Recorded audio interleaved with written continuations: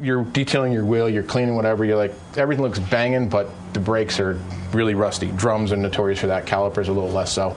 But what's a good way to kind of bring it back to life? So this is pretty simple. It's dirty and whatnot, but it's rusty on the outside. You can go through and you can go directly on there with the rust preventive. We go through a 3-step process, but on this particular one, we're going to do something a little different with our rust remover product. Somewhat new. I think we've had it out for 2 or 3 years. There's other products on the market. We like to consider ourselves having one that's equally as safe, equally as disposable, more importantly, reusable. And so what we're going to do is pour, forget, and come back and look and see. It's going to be, all the rust is going to be removed. So it's just as simple as just pouring this in here? It's as simple as pouring that in there. Now, again, I'm a chemist by way too much education. I like to put the safety disclaimers. We should be wearing safety glasses doing this, but we're professionals. We're doing this at home, so we know what we're doing. So we're going to pour properly, not splash everybody's in the face. So with doing that, so we'll just slowly pour it in there. And legitimately, the rust remover just works by soaking a piece in there that's rusty. Luckily, we've got 2 gallons today, so we got a big bucket to fill. We got a big bucket to fill. Now, does diluting that? It slows it down. Okay. It doesn't remove its efficiency. It just slows it down a little bit. So eventually it'll get there. Instead of taking 5 minutes, it's going to take 20 minutes or something, whatever it is. Yeah. Okay. So anything that you want to remove the rust, it has to be touching this. It has to be touching these. So we've gone through. We've tried to make gel versions. There's a way to do it with a gel. We just haven't found it works as effectively as just a true outright full liquid product. We'll flip it over when it gets done. Probably should have brought the 4 gallons. Oh well. Yeah. So really, to get the rust gone, you really want it to soak. And the deeper the rust, the longer it needs to soak. We did I think it was a 33 Ford wire wheel. We let it soak overnight.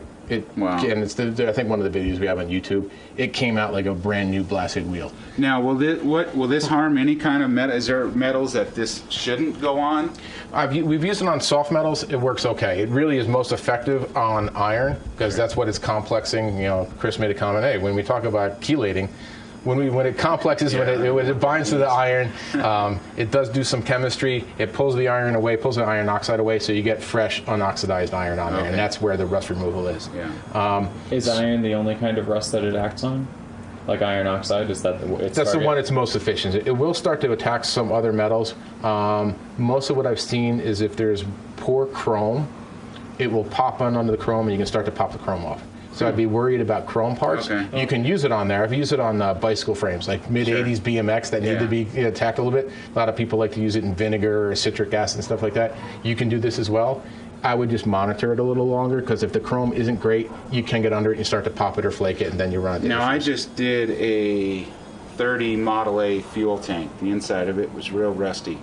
And that's what I did. White vinegar and water and just some marbles and shook it all around. Would this... This would definitely, 100%, this still works great. In this kit, we have metal prep and the cleaner degreaser. In our fuel tank kit, we have those same products. So we go through the same process, whether you put marbles in there, some light chains or whatever, throw it on a rotisserie or spit and just let it spin or whatever for a while, clean it up, knock all the loose stuff out, and it definitely makes a difference. And you go through and back and seal is this, so can we, now what about reusing this?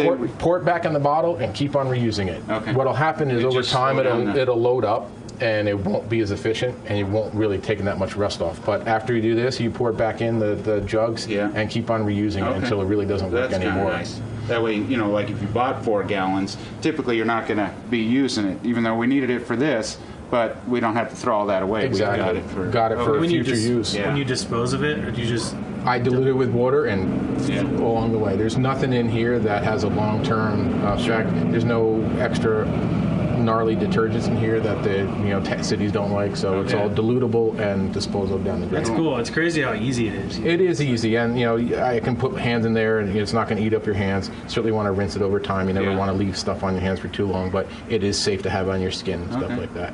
Yeah, we found a smaller, so that we could submerge it. Yeah, I want to see if we can get it all in here. soak it up. Since we're doing this, might as well try to get it.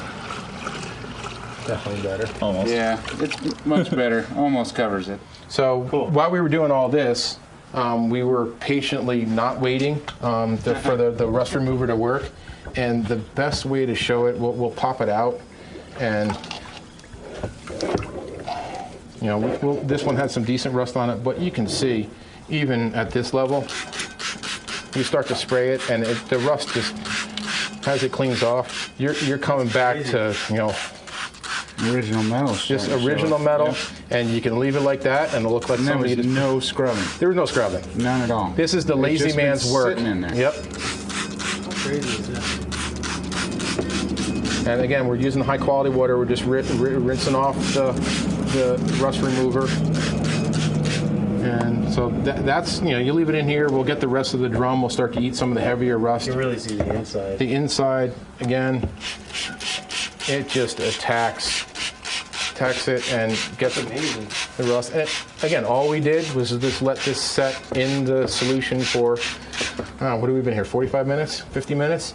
And that's what you're getting at. Yeah. So inside a few short hours, if you're rejuvenating a piece of automotive, that the next step here would be to, you know, clean it all and paint the outside with the rust preventive, and maybe do caliper paint or leave it with the rust preventive, however you want to finish it off. So when you do that, like once this is done, do you need to go through the degreaser and the metal prep? Probably not.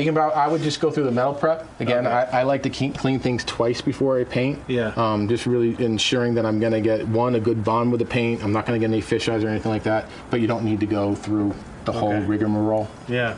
You can see like this, all of that is what we started with, and then back over there is. Are we going to put a second coat on? Yeah. Otherwise, I'm picking this up. Yeah, pick it up some other way. Somebody's gonna- Yeah, someone's going to kick that across the floor. Just setting it in the rust remover solution and just. And that was only 50, 60 minutes. Yeah. Like you could